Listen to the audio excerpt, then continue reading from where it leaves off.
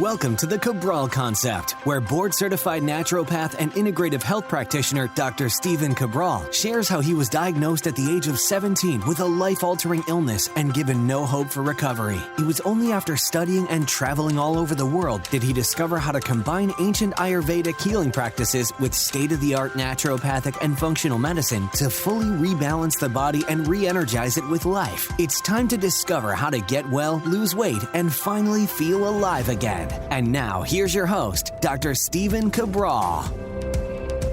Welcome back, everyone. Glad you could join me here today. Training Thursdays. Today is the day that we talk about why it's so important, whether it be the new year or not, that you are embarking on a program that's going to allow you to maintain a healthy body weight.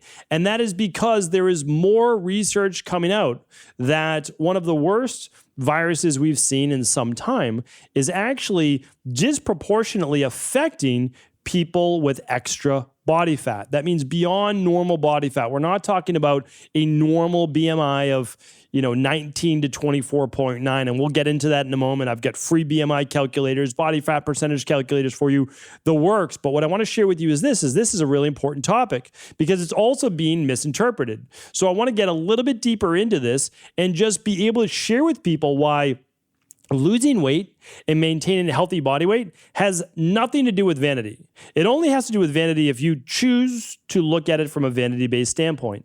Myself, or really any other practitioner out there, should never be telling someone you need to lose weight because you need to look a certain way. That is by far and away what I don't think any of us are recommending or even care about whatsoever. What we care about is helping people stay healthy. So again, myself and every other integrative health practitioner, it's about getting to a place that your body is strong enough in order to be able to stay balanced even in the outside external based threat, whether it can even be internal as well. So meaning like, okay, you've gone a day without eating. Can you stay balanced? Okay. Or you're outside and it's allergy season. Can you stay balanced, right? There's mold out there. There's all sorts of things out there. You're exposed to some mold in a hotel room. Can you stay balanced? Is your immune system strong enough? And we just have to look at all the different facets that go into this. And it's been a little bit misinterpreted, but also a lot of people are afraid to even say it. And again, I'm not afraid to say these things because I do it what I feel with the best of intentions. So a lot of people are afraid to say that the largest risk factor right now for mortality, which is death with COVID, is being obese. So being more than a 29 on the BMI scale. Okay, so more than a 29. And so when we look at that, we might say, well, how much more overweight that is? And it's difficult to say because there's a swing of like 30 to 40 pounds for each individual because it allows for different body types. So for example, and I've said this many times, you can be 5'8" and you can be at a healthy weight at 125 or 165. Like you really can.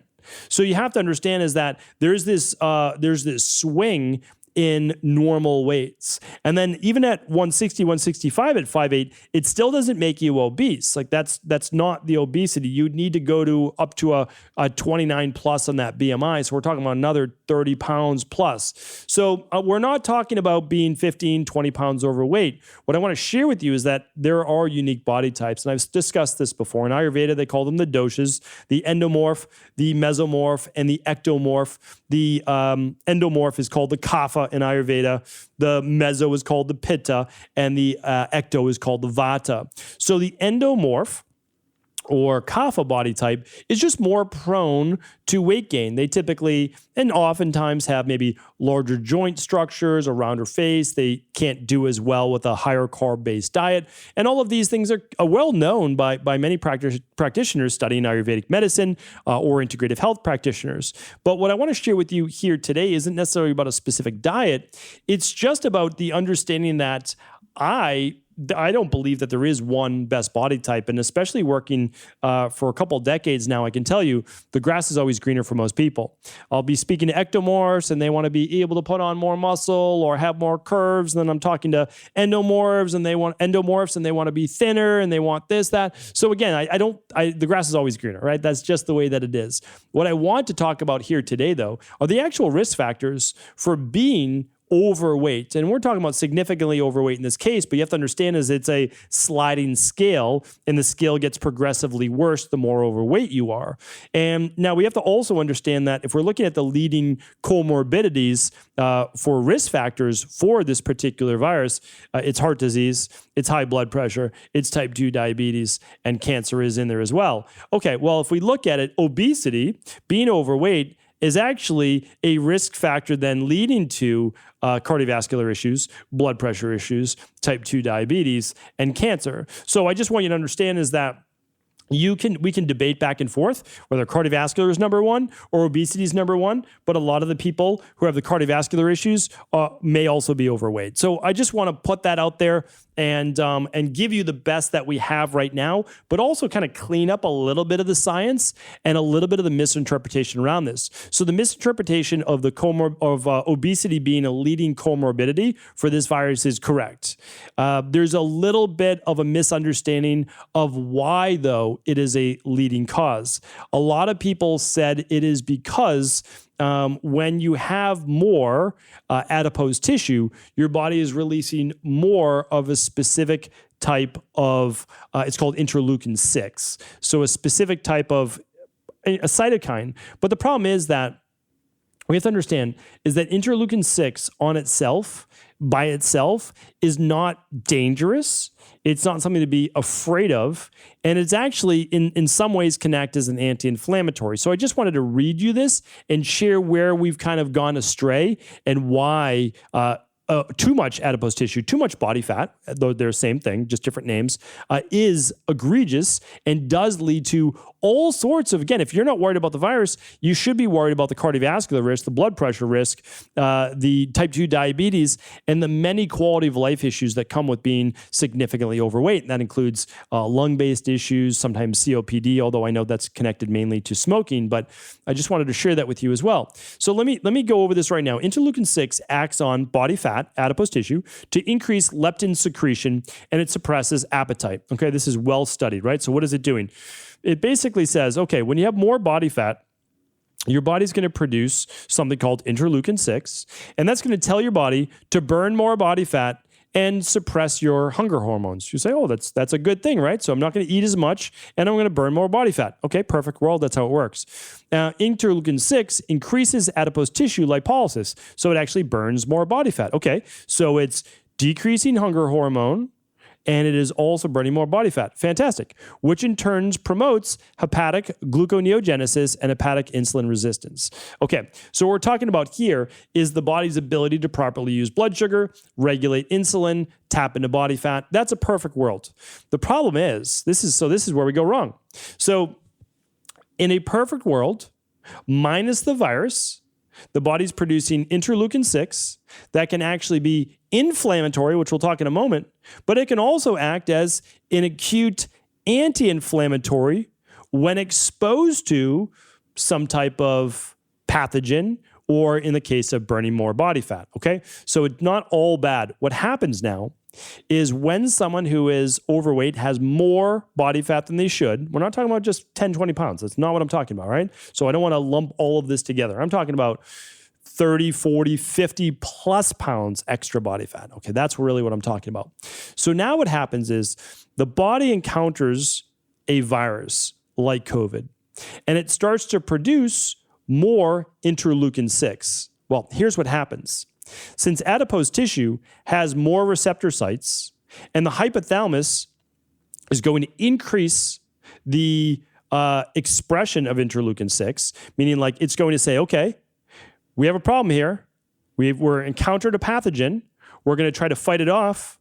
We're going to do our best. But now we have all of these extra receptor sites in someone that's much more overweight. So they're actually able to express and produce and receive and lock on to this interleukin-6. So interleukin-6 now does what? Well, now it runs rampant in the body. So inflammation begins to skyrocket systemically, the entire body. And then it begins to target what looks like the lungs or mitochondria or brain or other areas. But it only does so because there is so much free circulating interleukin 6 that has moved from an acute anti-inflammatory to now a pro-inflammatory. And we've seen this with autoimmune issues, etc. And it's not much different with this particular virus, meaning like we also know people with interleukin 6 autoimmune issues do much worse and fare much worse as well. So I'm going to read you just 2 specific studies, and then I'm going to link them up as well, just showing you what happens. Several studies show the essential role of interleukin 6 to mount a proper immune response during some viral infections. Others link the cytokine with exacerbation of viral disease. These latter findings lend support to the hypothesis that upregulation of interleukin 6 during certain viral infections may promote virus survival and exacerbation of clinical disease. I'll stop there for a moment and break down what that science says. So basically, it's what's saying is that our immune system is going to use interleukin 6 to mount a defense against this virus. The problem is when we've heard about cytokine storms before, the inflammation begins to become overwhelming for the body. It is essentially unchecked inflammation. We can no longer regulate the amount of inflammation, which seems to be a lot of what people are ending up in the hospital with. The virus may or may not have already run its course, or it might be dying down, but now people are ending up in the hospital with massive inflammation of the lungs and systemically in their body, and they're not getting the treatment maybe that they need, or maybe that treatment's coming too late. So this is important, really is important to look at it, especially since there is a hypothesis that increases in interleukin 6, potentially from all of the extra body fat and receptor sites, is allowing for greater viral survival, which means replication. So let me give you the last part here as well. It says, moreover, in combination with the transforming growing factor beta, interleukin 6 induces the differentiation of naive CD4 into Th17 cells, which are important for the defense against pathogens at mucosal sites. Also, interleukin 6 synergic interactions with interleukin 7 and interleukin 15 induce the differentiation and cytolytic capacity for CD8 T cells.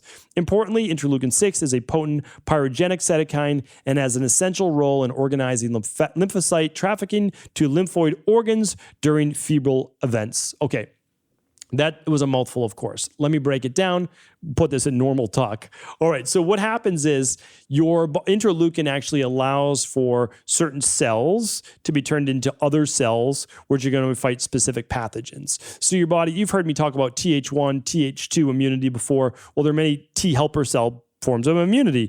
Th17 I've even spoken about before because it specifically eradicates, it works on mold, it works on yeast, it works on fungus in the body, and it can work on certain other types of pathogens as well.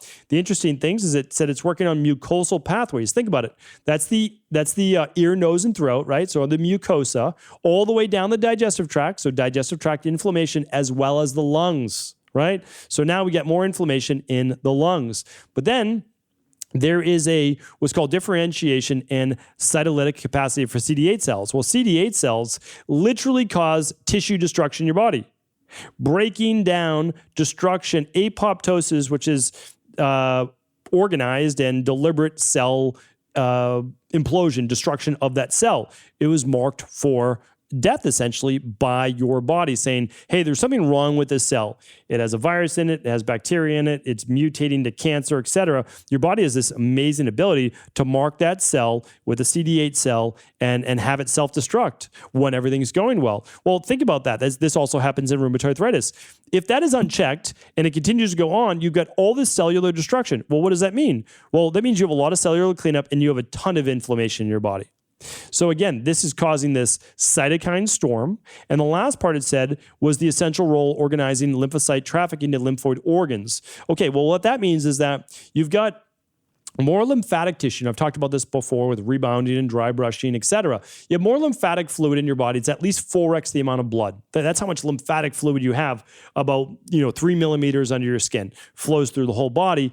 And it's what helps white blood cells and everything start to clean up dis-ease in the body. You've got your most famous lymph nodes are right here under your neck, right? But you have lymph nodes over the entire body. Lymph nodes here, under the armpit, in the groin, behind the knees, etc. Those are major lymph sites. And that is what a lot of the cleanup, that's where the pathogens and the white blood cells go to for basically breaking down and removal from the body. But what happens if it's happening at almost like a tsunami rate that you can't keep up? It's a problem. Again, you get backed up lymphocytes, backed up lymphatic fluid, and inflammation in the body. So let's pull this for a full circle now. So if you are more overweight than you should be, and again, I'm not talking about 10 or 20 pounds. I'm not talking about vanity standpoint. I'm talking about more like at minimum 30, but I'm really talking about 40, 50 pounds overweight.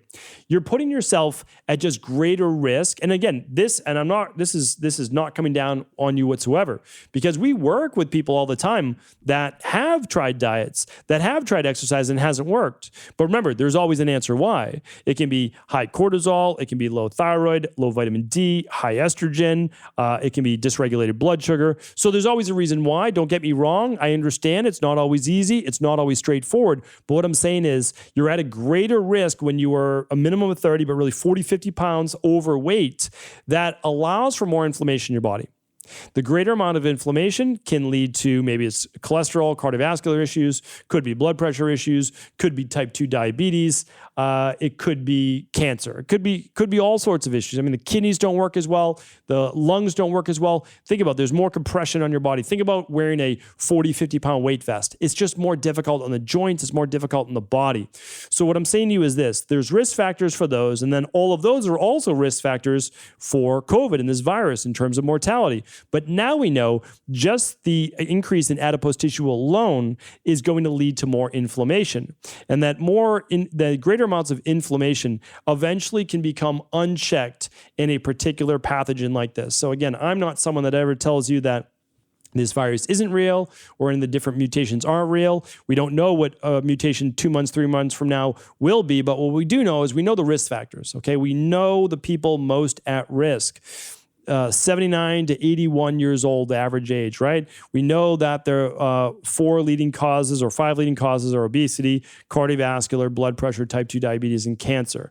There are always outliers. Don't get me wrong. I understand that, but we also know the people most at risk. So my job is to simply present you the information and then hopefully enable people to lose that weight if they choose to, the healthy way, so they can also keep it off and so they don't have to be so frustrated.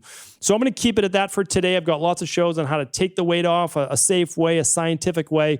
But I wanted to present this to you because it's kind of being misinterpreted. So I just wanted to break it down as simply as I could and make sense of all of this. So if this was helpful, of course, please do feel free to share it with anyone you believe it could serve. And I'd be happy to answer any additional follow-ups in the comments. All right, take care, everyone. Have a great day. Thank you so much for tuning into the show. Hopefully you got a lot of value from it. That is my goal every single day, is try to share with you something that I've learned over the past 25 years that has helped tens of hundreds of thousands of people all around the world. And what I want to do is also be able to share with you things that I use in my practice that I think you may find useful as well. One of those is vitamin D. And I really like the liquid vitamin D. It's one less capsule to take every single day. And you can actually just measure it by drops, which is really easy.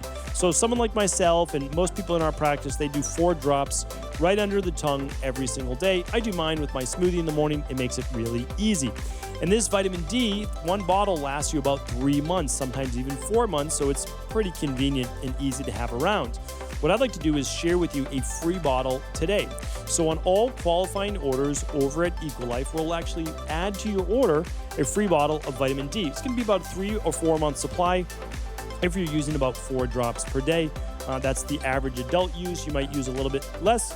You might use a little bit more, all based on your vitamin D testing. So if you haven't tested your vitamin D, you're also welcome to do that at stevencabral.com/labs. Click on that vitamin D lab. But today, you might as well get yourself a free bottle of vitamin D. It's about a $39 value. You can get it yours free on all qualifying orders by heading on over to stevencabral.com/shop.